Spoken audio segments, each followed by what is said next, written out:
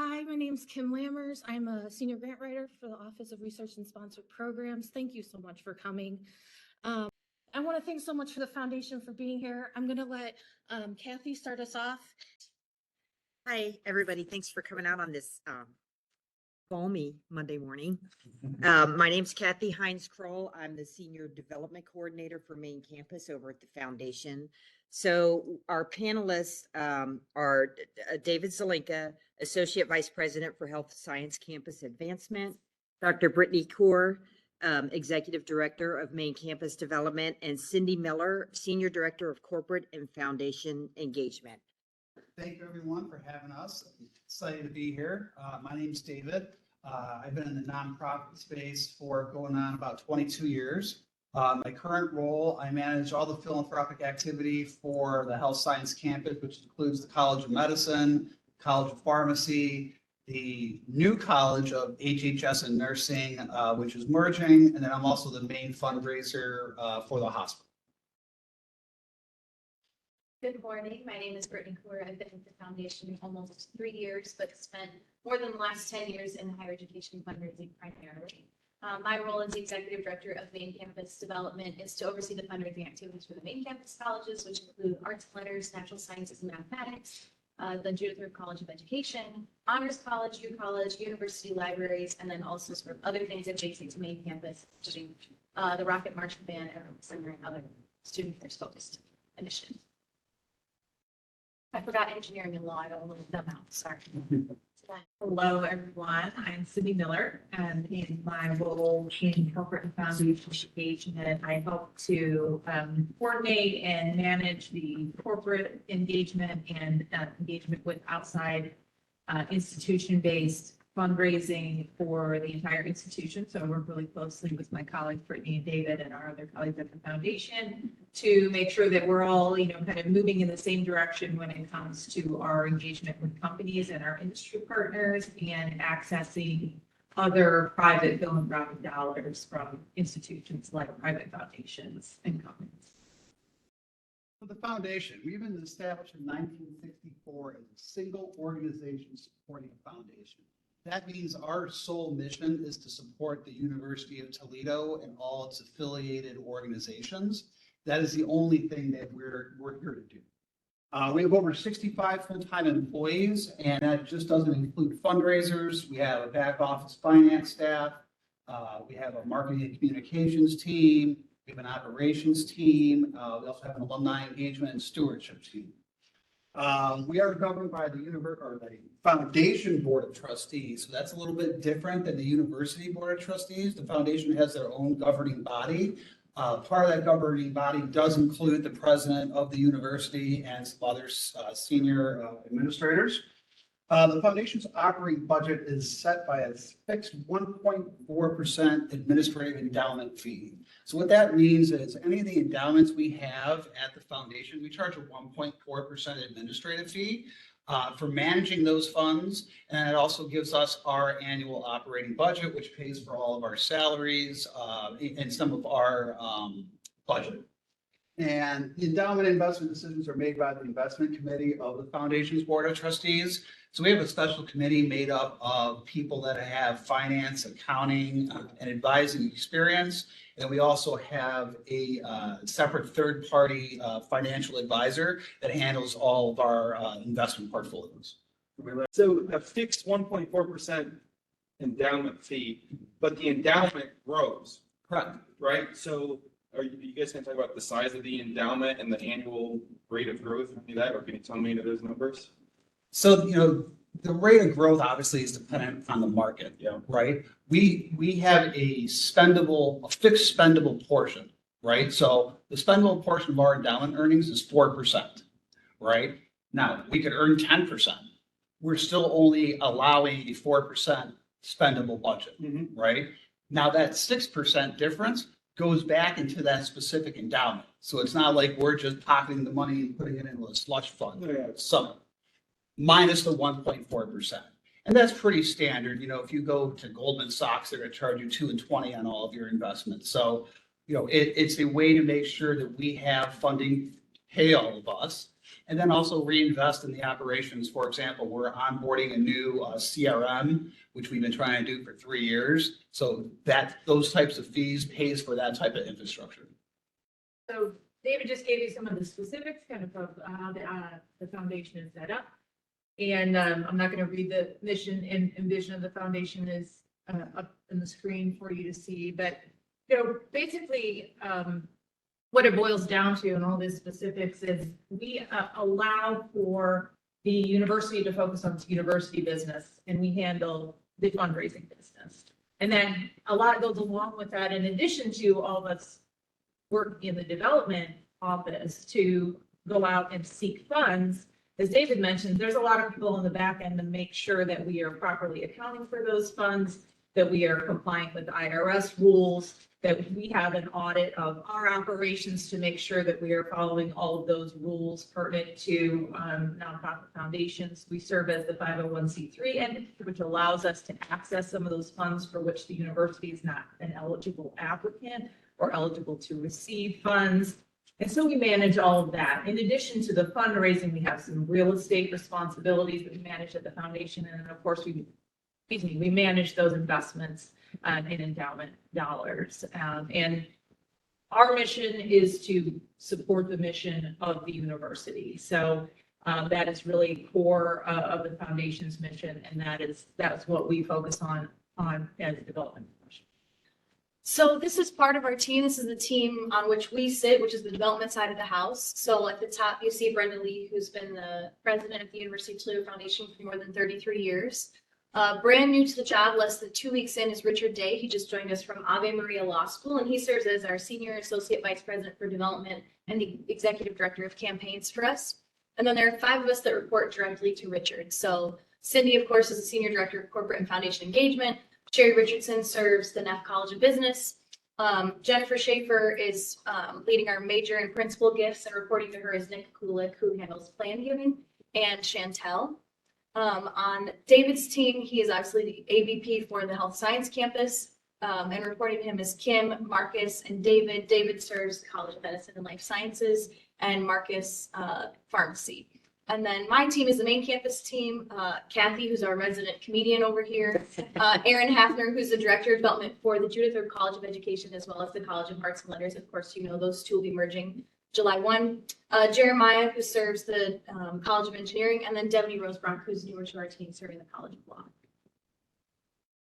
Does anybody have any? So this is really our funnel, if you can sort of think of it from large to small, right? So sort of that mass engagement on the alumni level, which is led by Billy Pierce, who's our Associate Vice President for Alumni Engagement. His job is really to oversee the alumni affiliates and chapters. So if you think of affiliates, that's based on where you have obtained your degree, what you have participated in, like the Rocket Marching Band. And chapters are based on location. So chapters would be maybe the DC chapter, and there's graduates from all different areas that get together there. Alumni events, which of course we have throughout the country, and even our deans travel internationally, some alumni events throughout the world. And then of course the most famous, which is homecoming, where we see the greatest number of our graduates come back to campus and party with us. Annual giving is really our mass solicitations that go out through annual appeals, various crowdfunding activities, micro campaigns, and of course Rocket Forward Day of Giving, which you can all say the date is 6 a.m. February 26th until 6 p.m. on February 27th. And then leadership annual gifts are those mid-range gifts that come in usually between $10,000 and $50,000. And the major gifts are what our team is focused on. So the previous slide with our team, we're focused on gifts really $50,000 and above. And that happens through individual relationship management. And then hopefully we hope that leads to planned giving. And so those gifts that come in through various charitable vehicles, which can include bequests, charitable gift annuities, charitable remainder trusts, all these different avenues for making a contribution. So if you start at the 11 o'clock, this is sort of how we think about the donor life cycle. So 11 o'clock is discovery, and that's really where it starts for us, is discovering whether or not someone is interested in participating with us philanthropically. Once we have a good idea about that, we can start engaging them in meaningful ways, and we hope that it becomes targeted through cultivation. And that's when we're really preparing to have a gift conversation. And of course, when we get to the solicitation piece, those are transformational solicitations that we hope yield meaningful contributions. And of course, that's all relative, right? Giving is relative based on age and income. But we hope that those are meaningful contributions made. And then stewardship is where we focus our thank you efforts. And once we have folks in stewardship, they can sit there for quite a while. And that's really arguably the most vital part of our donor cycle is thanking them and showing our gratitude and appreciation so that we can go right back towards engagement and cultivation. And obviously we skip that discovery because they've already raised their hands participating and said, I'm interested in participating in what you're doing. So this is really just more of an FYI, and this applies to individuals, less so towards, corporations and businesses and foundations, but financial capacity is the y-axis, right? So the bottom is sort of zero, low capacity, the top is high capacity, and then the x-axis goes from ignorance to ownership. And they go in these different buckets. And this is how we sort of internally think about where folks might be plotted, right? I wish I could control the y-axis, but I can't, so I can only control the x. So my job is to move them as far right as possible. And we know that as we move them along this continuum, they're feeling more engaged. They feel a sense ultimately of ownership. If we're doing our job and we're getting them past that experience and participation, but they feel like the university's success, I'm responsible for that. I'm participating in this. They move sort of beyond a traditional stakeholder and into, I feel really strongly that I can make a difference in ensuring the success of these researchers, of the team, of the students. And so our hope is that they always end up all the way to the right. And ideally they'd be top right. They have left right. Brittany gave you a good overview of how things work working with donors at the foundation. And this really is every department within the foundation that works on these things. It really, we can't do our jobs in the major gifts and the institutional giving work that the three of us do without all the other teams at the foundation, including the prospect research, our IT team, the finance team that manages all the gifts, and we've got an events team. We also mentioned alumni engagement that Brittany talked about. But the other members of our team is everyone at the university. So I work pretty closely with the folks at the Research and Sponsored Programs Office, with the Grants Accounting Office, because a lot of the institutional dollars that we get that come through the foundation go back over to the university to be managed in grants accounting. And the Research and Sponsored Programs Office might become aware of an opportunity that a PI is looking to apply for that really is more appropriate to come through the foundation. So then they'll connect with me, we'll have that conversation. So that's another big part of our team. We can't do our work without working with the university offices as well. And so that's a big part of it, is just coordinating not only internally with all of the folks that we have working with us at the foundation, but also connecting to the university office. We use a lot of jargon that some people may or may not know. I won't go through all of them, but you can see there's about 4 or 5 different ways in which we can address our alumni based on how we're doing it. Communication is key in what we do. Every interaction matters. Reliance on quantitative and qualitative data is really imperative. Amending agreements are not impossible. So, when working with the jargon and working through some of these matters, we ask for your patience. We know a lot of it sometimes is a learning curve for you and for us. Some of it's just going through the channels that we need to do to make sure we get approvals, we get things signed off on, everything makes sense. But if there's any questions you have, we use sometimes a lot of acronyms for a lot of different things. So please don't ever be afraid to ask, what does that mean? Or can you explain that a little bit in more detail? David started on this path. Communication really does matter. So as you have communications or visits with graduates or possible funders, it's really important to let us know, ideally the dean or the director of your unit or the major gift officer, whoever that might be for your area. The quantitative and qualitative data is really important to us. So I know that I'm sitting in a room of researchers, and most of you are probably not fans of mixed methods, but this is a mixed method sport. And a lot of times we have the quantitative information, the financial capacity, what their degrees are in, but you have a lot of the qualitative information as graduates come back and visit you or let you know that they had a new job.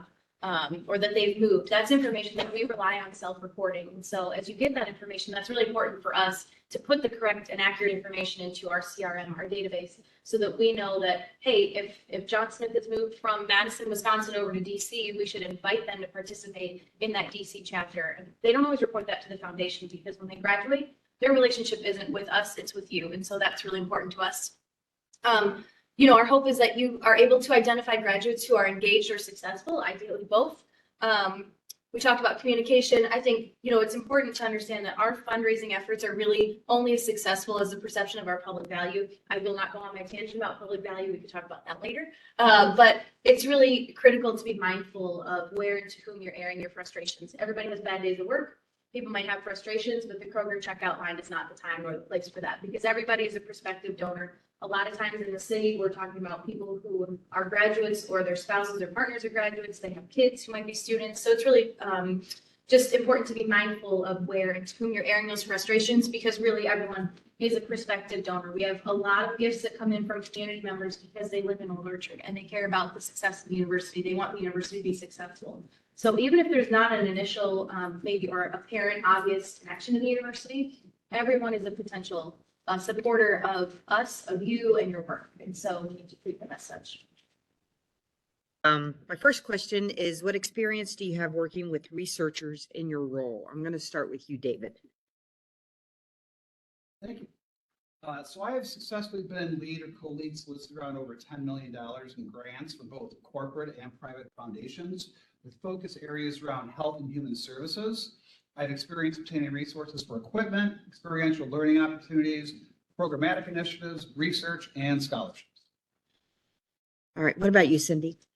I meet with researchers pretty regularly, either individually, I've seen some of your labs, or as part of a department meeting. I might get a presentation to talk as institute dollars. So I meet with researchers pretty regularly. I have helped to facilitate some grant requests to corporate foundations or private foundations for research, for scholarships, for faculty support, for programming, for any number of things. So that is how I have worked with researchers directly to access them. And I've worked with researchers on the main campus side of the house, connecting them with individual donors, helping them establish department research funds, refining their case for support, and I think like Sam said, really helping to hear their wins, right? Because it's helpful for us. We want to be able to share that with those people that work. How can you help researchers achieve their goal? We're really able to help identify potential opportunities and funding sources to help faculty and staff in their research and their program development. Just like traditional philanthropy, relationships play a key role in the grant making process. Sometimes the best grants are the ones we don't have to apply for. I can tell you, Cindy Miller has gotten over $500,000 in grants from Medical Mutual and Anthem over the last 2 years, and we haven't applied once for a grant. What helps me is really being able to connect with the applicant to understand their vision and their goals. Because sometimes we know, like Brittany said, of immediate opportunities, that there's an RFP out there or there's someone that's really interested in doing something in this space that we could kind of talk to right away and fast track. But sometimes there aren't immediate opportunities. And we may learn of an opportunity months later that's not exactly what you're looking for, but might open a door to a different avenue to try and help achieve the same desired outcome. So we always encourage letting us know what your vision, what your goals are, what you want to achieve, and then, patience is the biggest thing. And Cindy? So in addition to everything that Brittany and David said, I echo all of their comments. It's really, let us handle the administrative burden for you, especially when we're talking about grant proposals. It's a lot in my space. And, I will manage those application portals. I will attach all the due diligence documents that are required for, that are foundation documents like our 501c3 letters and all of those kind of things. I will manage the login. I will enter the content. I will proofread it for you. I will make sure that we have all the appropriate sign-offs and approvals and, manage that piece of the process so you can really focus on the content. focus on explaining your research. And, to the extent that you need or want an additional assistance with writing or any other aspects, I'm happy to do that too. Some people are really comfortable doing all their own writing. They push me over a PDF or a Word document. They can just copy and paste this into the portal. And I'll give it a quick read to familiarize myself, make sure I'm doing my piece of the job correctly. But I'm really, expect that you know what you're talking about when it comes to your research. And if you're comfortable with that level of writing, and then and I'm comfortable that we've met the guidelines and the requirements of the funding source, then I will copy and paste that information in there and I'll send it off. If you would like or need some additional help on the writing end, I'm happy to provide that support as well. Myself and my colleagues, including Brittany and David here, but a lot of other colleagues at the foundation are really strong writers. They're really smart folks, and I can say, can you read this over for me and tell me if you think it meets these guidelines, and do we need to do anything else? Or do we need to contact the investigator and say, can you flush this idea out a little bit? It's not coming through in the narrative in the way that might make the application more competitive. So really work closely to manage those administrative pieces and to just put the best product forward in the application. Great. Well, thanks for joining us today. Thank you, Kim, for everything. Yeah, thank you, for guys. Inviting us. Thanks for coming. We really appreciate it and happy to continue this conversation anytime it's possible.